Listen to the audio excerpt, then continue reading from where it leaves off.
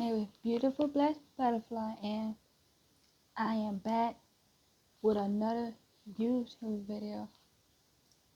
And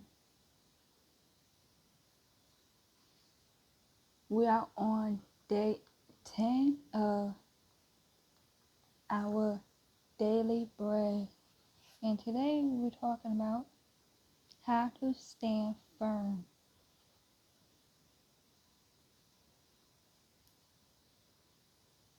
But first, I'm going to read, before we get into that story, I'm going to read Judah 1:24.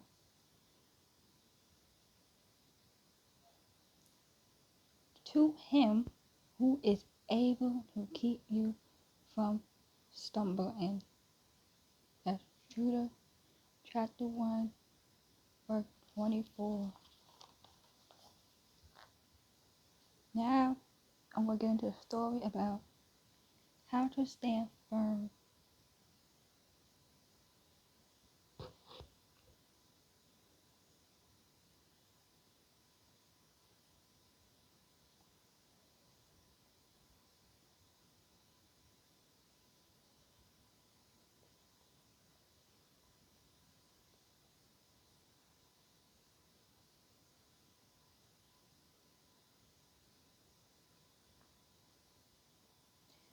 It was a cold,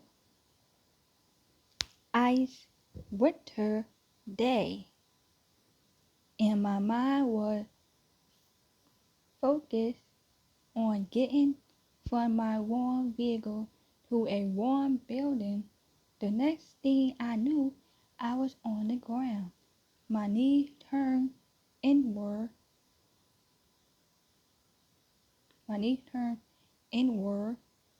And my lower leg turned outward. Nothing was broken, but I was in pain.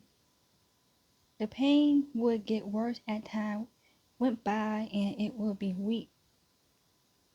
Before I was whole again, who among us hadn't taken a spill of some sort?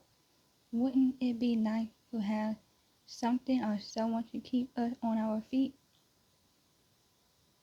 all the time, while there are no guarantee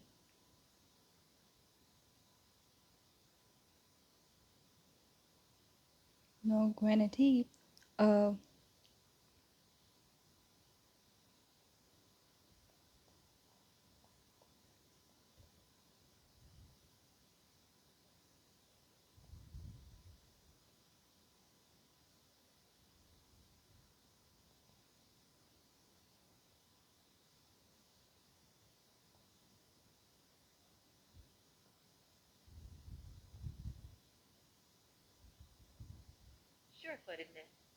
sure-footedness in the physical sense.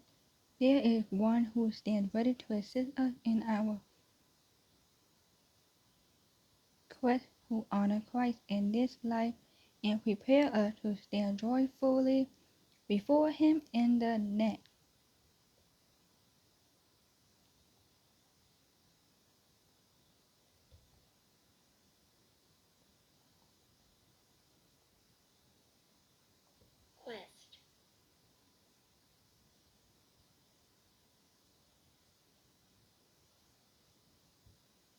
Quest to honor Christ in this life and prepare us to stand joyfully before Him in the next. Every day we have faced temptation in every false teaching that seek to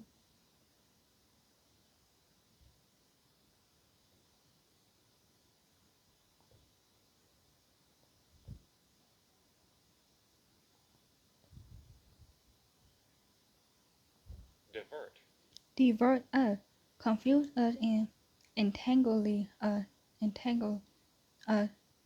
Yet it's not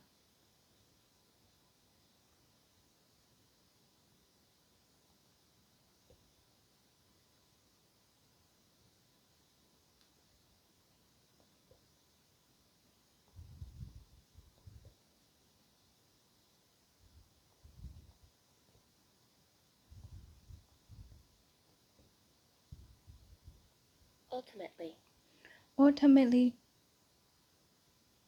through our own effort, that we remain on our feet as we walk in this world. How a soon how a soon is sooner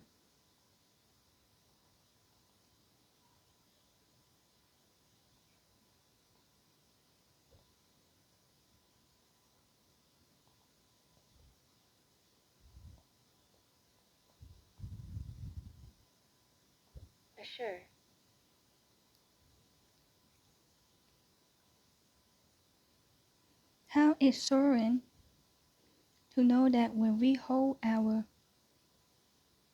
deceit,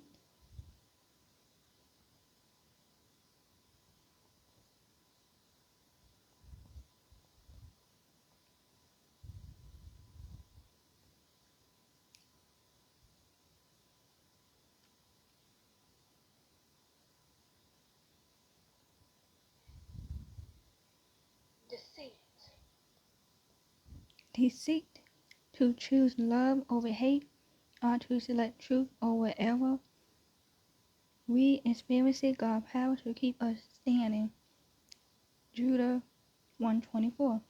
And when we appear approved before God when Christ returns, the praise that we offer now for his sustaining grace will echo throughout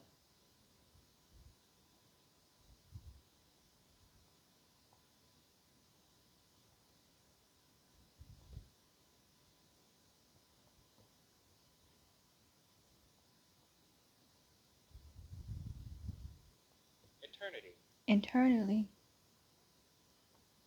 Question for today. What temptation are you struggling with?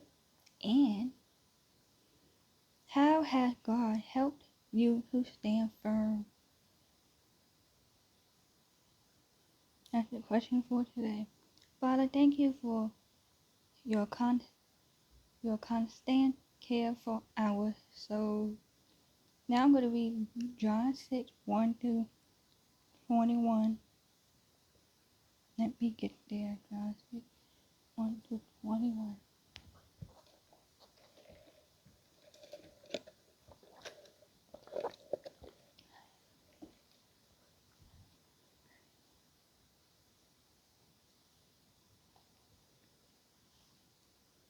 Here we are. John 6, 1 through 21. Sometime after this, Jesus crossed to the far shore of the Sea of Galilee, that is the Sea of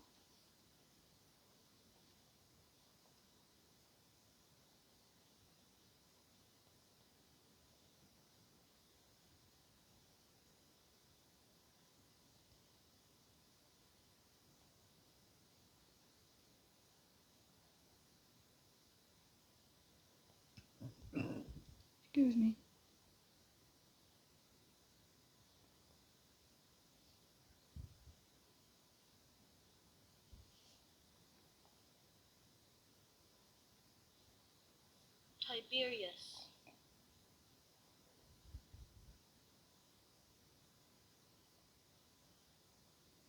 Tiberias, and a great crowd of people followed him because they saw the sign he had performed by healing those who was ill.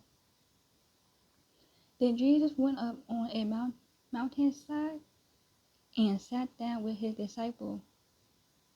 The Jewish Passover festival was near. When Jesus looked up and saw a great crowd coming towards him, he said to Philip, Where, where shall we buy bread for those people to eat? He asked this only to test him, for he already had in mind what he was going to do. Philip answered him, It would take more than half a year's wage to buy enough bread for each one to have a bite. Another of his disciples, Andrew, Simon Peter's brother, spoke up. Here is a boy with 5 barley loaves and two small fish. But how far will they go among so many? Jesus said, "Make the people sit down." There was plenty of grass in that place, and they sat down. Plenty of grass in that place, and they sat down. About 5,000 men were there. Jesus then took the loaf, gave thanks, and distributed to those who were seated as much as they wanted. He did the same with the fish. When they had all had enough to eat, he said to his disciples, "Gather the pieces that are left over. Let nothing be wasted." So they gathered them and filled 12 baskets with the pieces of the 5 barley loaves left over by those who had eaten.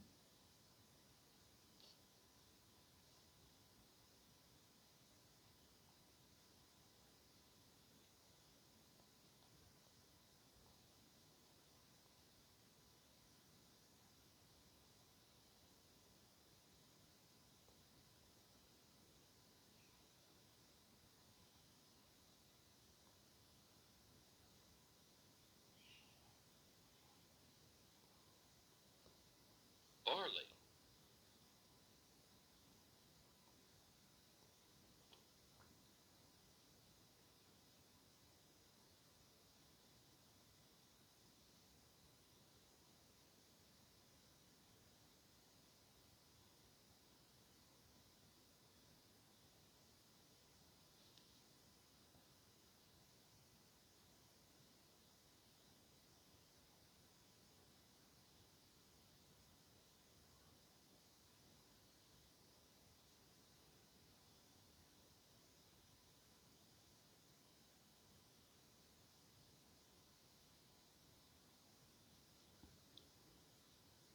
So they gathered them and filled 12 baskets with the pieces of the 5 barley loaves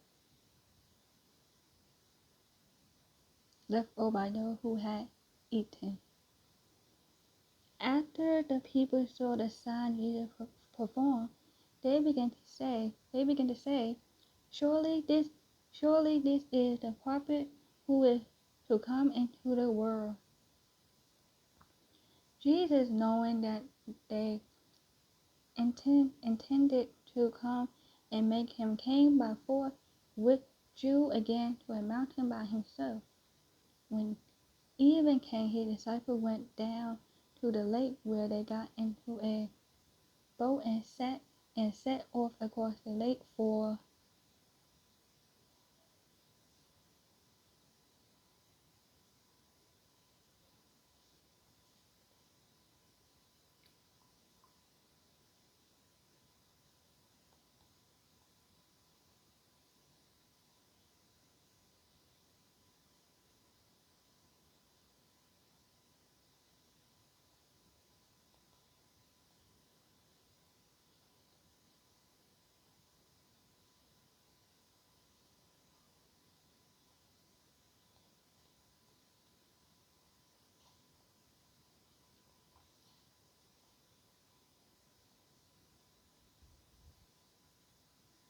We are looking at how to pronounce the name of this fishing village in Israel, located on the northern shore of the Sea of Galilee. Here, archaeological excavations have revealed 2 ancient synagogues, built one over the other, and a house turned into a church by the Byzantines is believed to have been the home of Saint Peter himself.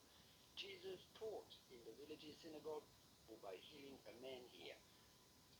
Capernaum. Capernaum. Capernaum.